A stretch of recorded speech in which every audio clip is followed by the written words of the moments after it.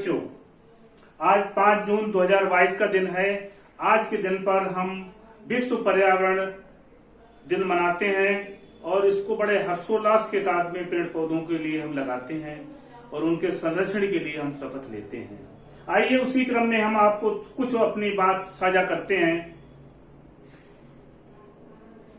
पर्यावरण, जैसा कि हम उसको नाम से जानते हैं, परि प्लस आवरण। हमारा पर्यावरण है, इसको हम परि प्लस आवरण, यानी परि माने हमारे चारों ओर जो आवरण है उसको, जो वातावरण है उसमें पेड़ पौधे, पशु पक्षी, जीव जंतु, नदी नाले और बाग बगीचे, ये सारा सब कुछ पर्यावरण में ही आता है। तो हम सब लोग पर्यावरण के एक अंग हैं। अब पर्यावरण की समस्याएं उत्पन्न हुई असंतुलन के कारण, तो पूरे विश्व ने एक प्रण किया कि आज 5 जून को हम पर्यावरण दिवस मनाएं और इसके संरक्षण के लिए कुछ ऐसे कदम उठाएं कि जिससे हमारा पर्यावरण संतुलन बना रहे। पर्यावरण असंतुलन से हमारे मानव जीवन पर प्रतिकूल प्रभाव पड़ता है और हमको परेशानी भरा रहता है, हमारे जीवन को इससे खतरा है। इसलिए अपने इसको अगर हम संतुलन में रखेंगे तो मानव जीवन सुरक्षित रहेगा। इसी के लिए हम आज ये संकल्पबद्ध रहते हैं सभी लोग कि हम इसको पर्यावरण के दिवस के रूप में मनाएं और इसको हम शपथ लें कि हम निरंतर उसमें सहयोग प्रदान करेंगे। पर्यावरण में प्रदूषण में मुख्यतया 3 तरीके से प्रदूषण होता है, वायु प्रदूषण और आपका मिट्टी का प्रदूषण जिसे मृदा प्रदूषण बोलते हैं, और जल प्रदूषण। इसके बाद में प्रकाश और ध्वनि प्रदूषण भी मुख्य रूप से आते हैं। ये 5 प्रदूषण हैं। इसके अलावा छोटे छोटे और भी बहुत सारे कैटेगरी करो तो बहुत सारे प्रदूषण हैं। अब वायु प्रदूषण में हमारे कुछ कल कारखाने हैं, उनमें चिमनियों से निकलने वाली जो जहरीली गैसें हैं, नाइट्रोजन है, डाइऑक्साइड है, सल्फर डाइऑक्साइड है, ये जो हमारी ओजोन परत है, वो ओजोन परत है, उसमें धीरे धीरे ये अटैक करती हैं और उसको धीरे धीरे अटैक करने के बाद धीरे धीरे ये जो है उसको एक कमजोर कर रही है। इसी प्रकार से आपका प्रकाश प्रदूषण है, स्ट्रीट लाइटें हैं, तेज आतिशबाजी की लाइटें, तेज हमारी आंखों को बर्दाश्त न करने वाली बहुत सारी लाइटें आती हैं जिससे हम उसमें चलाते हैं, आतिशबाजी के रूप में चलाते हैं। ये भी हमारे जो वातावरण को प्रदूषित करती है। ध्वनि प्रदूषण में आतिशबाजी भी है, तेज हॉर्न है, मोटरों के तेज हॉर्न है, कि किसी चीज के फटने की आवाज है। इस तरीके से बहुत सारे जो है आवाजें होती हैं, वो हमारे ध्वनि प्रदूषण का मुख्य रूप से। मिट्टी प्रदूषण जिसे मृदा प्रदूषण कहते हैं, जो हमारे तरह तरह के रासायनिक खाद हैं और उनको हम प्रयोग करते हैं, अपनी खेती किसानी में प्रयोग करते हैं, उनसे जो हमारा प्रदूषण होता है, हमारी मिट्टी जहरीली होती जा रही है ये रसायनों के प्रयोग से।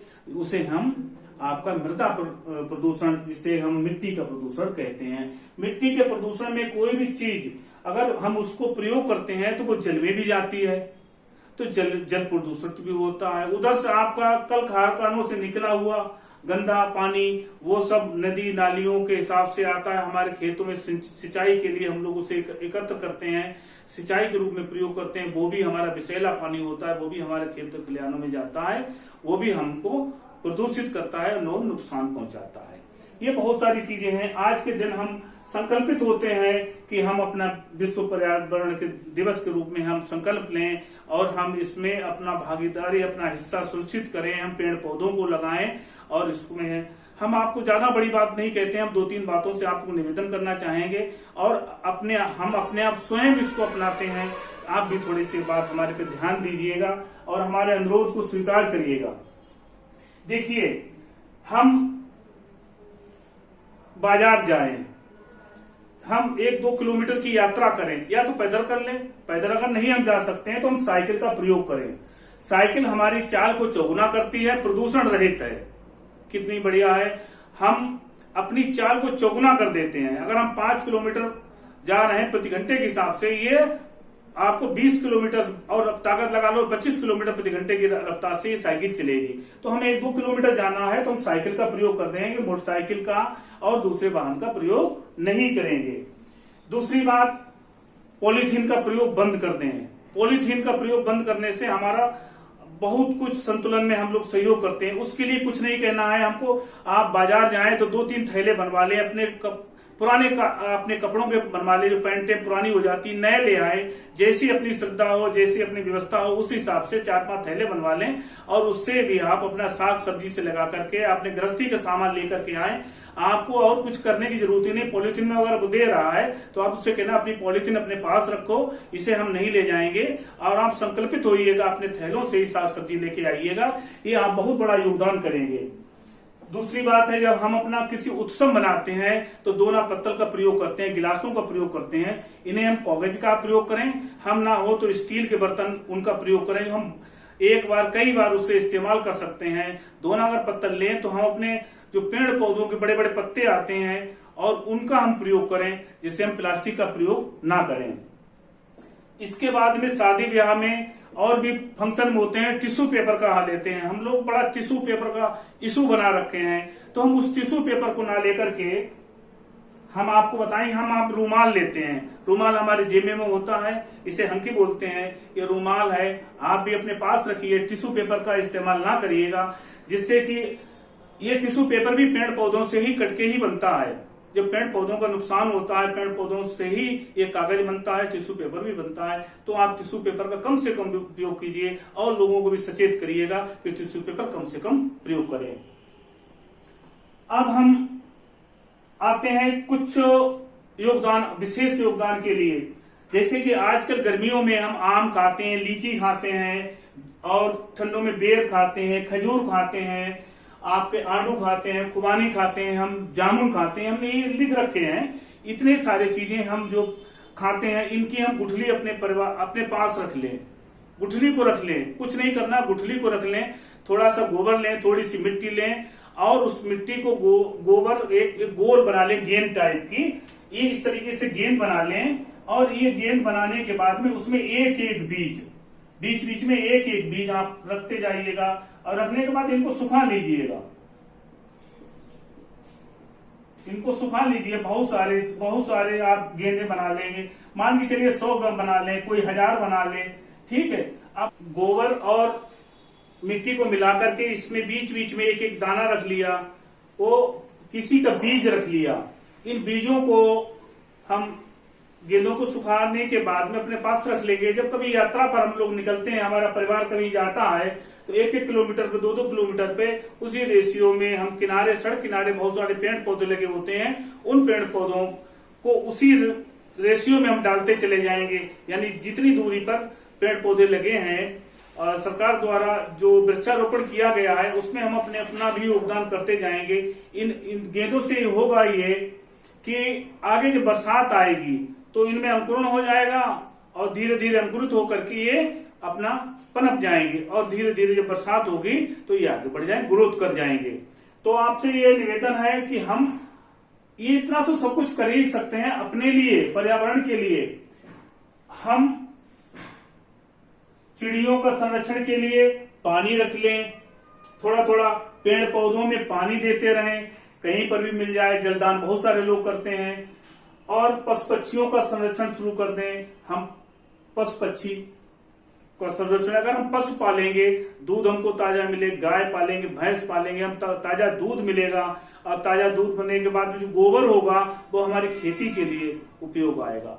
और इस तरीके से हम अपना सहयोग तो कर ही सकते हैं, बाद में प्रदूषण से भी हम अपने को मुक्त रख सकते हैं। कीटनाशक प्रयोग ना करें। अगर हमारे पास गाय का गोबर होगा या भैंस का गोबर होगा तो हमारा मृदा संरक्षित भी होगी और हमारी उर्वरा शक्ति बढ़ेगी। इसी तरीके से जंगली जानवर हैं, उनका हम संरक्षण करें। आज देखो बहुत से अभयारण्य बनाए जा रहे हैं, उनमें शेर है, चीता है, इस तरीके से हिरन है, उनको पाला जा रहा है। तो हम उनका शिकार ना करें और इन लोगों से बचाए रखें। बहुत सारे लोग उनको मार करके इनके दांत हैं सींग हैं, इस तरीके से इनका नुकसान पहुंचाते हैं। तो हम आज प्रतिज्ञा करेंगे इन सबका हम संरक्षण करें। कीट पतंगों का भी संरक्षण है, ये भी बहुत जरूरी है। सर्किल बनी हुई है, एक दूसरे के सब एक दूसरे के लिए पूरक हैं और हम इन सबको संरक्षित करें, ये हम बोलेंगे। इसी तरीके से हम आपसे पुनः अनुरोध करेंगे कि हम साइकिल से यात्रा करेंगे। हम अगर 1-2 किलोमीटर जाना है, साग सब्जी लेके आना है, तो हम साइकिल का उपयोग करेंगे। अगर हमें कहीं दूर जाना है, 2 लोग या 3 लोग जा रहे हैं, तो 2 लोगों में बाइक का इस्तेमाल कर सकते हैं। एक बाइक पर 2 लोग जा सकते हैं। 2 बाइकों लेके जाएंगे तो हमारा पेट्रोल भी ज्यादा खर्च होगा और हम प्रदूषण भी होगा, उसका धुआं जो निकलेगा उससे प्रदूषण भी होगा। और अगर नहीं तो हम बस से जा सकते हैं। बस में बहुत सारे 50-60 लोग इकट्ठे हो सकते हैं। हम ट्रेन की यात्रा कर सकते हैं अपनी निजी वाहन ले जा करके।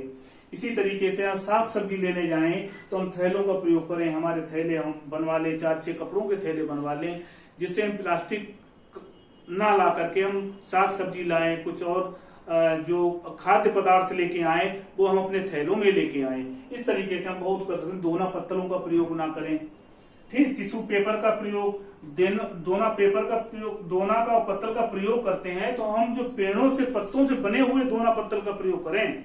हम प्लास्टिक का उपयोग ना करें। साथ ही टिश्यू पेपर हम बंद कर दें, उसकी जगह पर हम रुमाल रख लें अपनी जेब में। हम अगर बार 10-15 अगर टिश्यू पेपर खराब करते हैं, मगर हमारा एक रुमाल हमारा महीनों चलता है। इस तरीके से टिश्यू पेपर का बंद कर दें। हम सौर ऊर्जा का प्रयोग करें, जिससे कल कारखानों से निकलने वाले जो प्रदूषण होता है, तापीय विद्युत होता है, वो ऊर्जा का उसमें सबसे ज्यादा आपका कोयले की खपत होती है। कोयले की खपत में प्रदूषण होता है, चिमनी से प्रदूषण निकलता है, साथ साथ में हमारा पानी भी प्रदूषित होता है उससे।